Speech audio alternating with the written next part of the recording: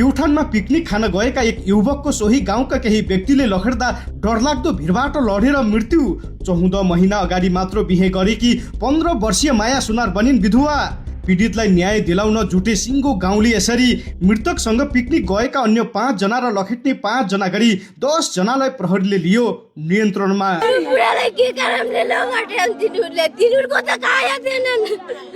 तिनीहरूको चोरेर पनि ल्याए थिएनन्। एउटा रिकार्ड छैन मेरो दाइको खाता पल्टाउनुस्। लासको बदलामा लासै हुन्छ भनेपछि हामीले न्यूनतम तबुरको सामान लिएर यहाँबाट लास चलानी गर्नु होला।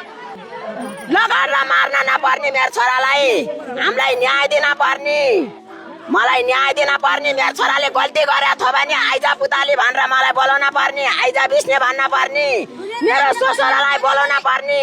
यत्रो स्कुल त यो स्कुलमा मेरो छोरालाई थुनेर राइन पर्ने, मेरो छोरालाई यहाँ थुनेर राइन पर्ने। मेरो छोराले चोर्या थो भने मेरो छोरालाई यहाँ थुनेर राइन पर्ने। हारौडा लहड्दाखेरि अनि त्यस पछाडि अब उताबाट भिराल लड्यो भन्न भन्छन्। अब उनले त देखेनन् भन्छन्। अब त्यहीबाट चाहिँ यहाँ चाहिँ लडेर गयो भन्न भन्छन्। तिनीहरूले देखेको थियो भने बाँधेर थुनेर राख्न पर्ने हो, यस्तरी खुचुटेर मारिदिन राख्नुपर्ने हो। समातेर राख्दा भने हुन्थ्यो। यति दिनलाई त्यति चाँडै थाहा थियो भने 7 बजे आयो मान्छेलाई। हामीलाई किन भन्दैनन् फोन गरेर? हामीलाई घर किन आउन सकेनन्? दिनमा 10 चोटि आउने मान्छे, दिनमा 50 चोटि आउने मान्छे हामीलाई एकैचोटि किन आएनन् भन्दिन? बोल्दैन भन्न सक्दै तिनले त्यही एउटा जसले मेरो छोरो उगर्दै घुचुड्दैन नर हाल्दैन हरा बल्ला मेरो छोरो लान दिन्छु, सञ्चालन गर्न दिन्छु मेरो छोरालाई। मेरो छोरो के हो घुचुडेर मार्ने? कति चोर्या छ मेरो छोराले? चोर्या दिन्छु मैले। मैले न्याय नपाउने, मलाई न्याय नदिने, मलाई न्याय नदिने, मलाई के गर्नु पर्यो? मलाई न्याय नदिने। के गर्नु पर्यो हामीले? ल भन्नुस् के गर्नु पर्यो? गर्नु त तैँले जे भनिस् यहाँहरूले मान्नु भएको छ। मान्छे लिएर जान्छु भने अहिले सङ्घर्षमा बेच्ने जो छ सङ्घर्षमा त लिएर जान्छ। अहिले भन्नुस् न तपुर पनि बोल्नुस् न एसीमा, एसीमा बोल्नुस् तपुर पनि। म जस्तै आएर बोले तपुर पनि एसी बोल्नुस्। हामीले 10 जना लगाएर जान्छौँ, लास पनि लान्छौँ। हामी एसी मान्छे लिएर जान्छु भनेको छ अनुसन्धानको लागि अनुसन्धान छानबिन म पनि जान्छु, 10 जना मान्छे पनि लगाउनुस्। मेरो छोरालाई मिलाएर म जान्छु। हजुर पनि जाउँ सँगै जाउँ। न्याय मैले पाउन पर्यो। उहाँको 15 वर्षीय श्रीमतीको सिन्दुर पुछिएको छ। उहाँ आफ्नो श्रीमान आज स्वर्गवास हुँदा त्यो पनि दुःखदायी तरिकाले उहाँको निधन हुँदा उहाँको श्रीमती देख्न सक्नुहुन्छ। मात्र 15 वर्षको हुनुहुन्छ र 14 महिना अगाडि उहाँहरूको बिहे भएको थियो। आज एक्कासी यो घटना घट्दा उहाँहरू सबैजना आफन्त तपाईँ देख्न सक्नुहुन्छ। सिङ्गो गाउँ नै यति बेला यहाँनिर उपस्थित भएको दृश्य हामी देख्न सक्छौँ। यति बेला हाम्रो घडीको समयअनुसार रातिको 8:30 बजिसकेको अवस्था छ। तर पनि यो घटना हिजो घटेको ठ्याक्कै यही समयमा घटेको भन्ने छ, 8 बजे पछाडि घटेको भन्ने छ।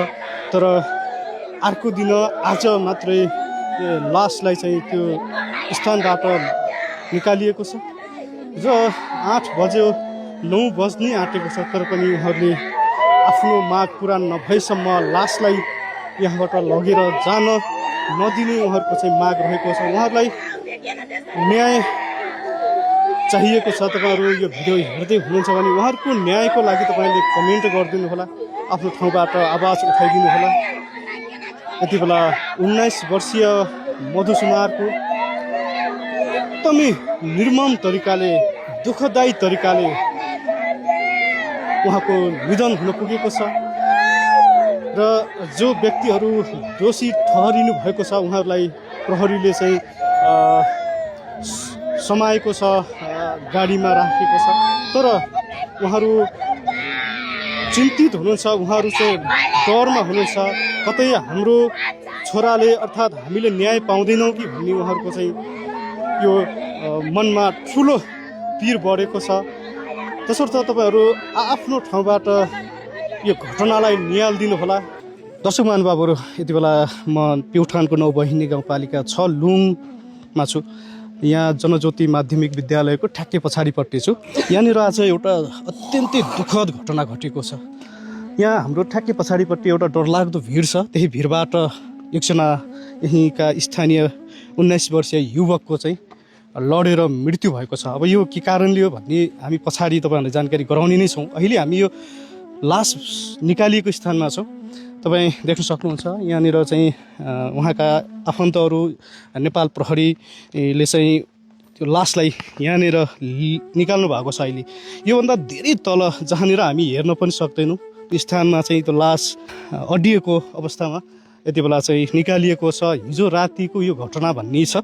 अब वास्तविक हामी पछाडि तपाईँहरूलाई दिँदै जानेछौँ। अहिले यो लास निकाल्दै गरेको दृश्यलाई तपाईँको माझमा पेस गरेको छु। खासमा यो कति बेला घटेको घटना हो र उहाँसँग चाहिँ अन्य 6 जना, अझ भनौँ 5 जना कि 6 जना व्यक्तिहरू पनि हुनुहुँदो रहेछ। उहाँहरूको पनि हामी बाइट लिनेछौँ, उहाँहरूसँग पनि कुरा बुझ्नेछौँ, उहाँका आफन्तसँग लिनेछौँ, अर्थात् यहाँका स्थानीय बुद्धिजीवीसँग पनि हामी यसको सत्य तथ्य जानकारी लिनेछौँ। प्युठानको 9 बहिनी गाउँपालिका 6 लुङको फुलबारी भन्ने स्थानमा यहाँनिर एउटा चाहिँ जनज्योति माध्यमिक हो विद्यालय पनि छ र यही विद्यालयको पछाडिपट्टि ठिक यस्तो दुःखद घटना घटेको छ। हामी यहाँनिर देखाउन सक्छौँ। एकदमै डरलाग्दो चाहिँ भिड छ, हेर्दै चाहिँ आँखा रिङ्ने भिड छ र यहाँबाट एउटा चाहिँ गोरेटो बाटो पनि हामी देखाउन सक्छौँ। त्यो बाटोबाट करिब 100 मिटर यो अनुमान लगाइएको छ, त्योभन्दा बढी पनि हुनसक्छ, कम पनि हुनसक्छ। त्यो स्थानमा चाहिँ यो युवकको चाहिँ लास त्यहाँनिर गएर अड्डिएको अवस्थामा यति बेला निकालिएको छ। एकदमै सङ्घर्ष गर्नु परेको छ। उहाँहरूले यो लासलाई जनतन एकदमै दुःख कष्ट गरेर यहाँसम्म निकाल्नु भएको छ।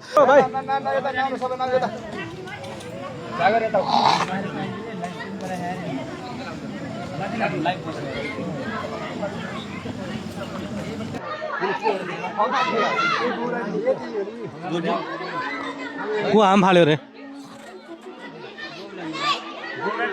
एकदमै दुःखद घटना हो। मधु सुनार जुन 19 वर्षीय युवक मधु सुनारको चाहिँ घटनास्थलमै निधन भएको छ। उहाँप्रति भावपूर्ण श्रद्धाञ्जली हामी व्यक्त गर्न चाहन्छौँ। उहाँका आफन्तहरू रोइराख्नु भएको छ, सबै गाउँले जम्मा हुनुभएको छ र यहाँनिर चाहिँ स्थानीय बासिन्दाको बाक्लो उपस्थिति छ। नेपाल प्रहरीदेखि लिएर यहाँका जनप्रतिनिधि सबै उपस्थिति हुनुहुन्छ। यो दुःखद घटना हो। हामी बिस्तारै अरू जानकारी पनि तपाईँहरूलाई दिँदै गर्नेछौँ। अहिलेलाई चाहिँ बिदा हुन्छु। नमस्ते।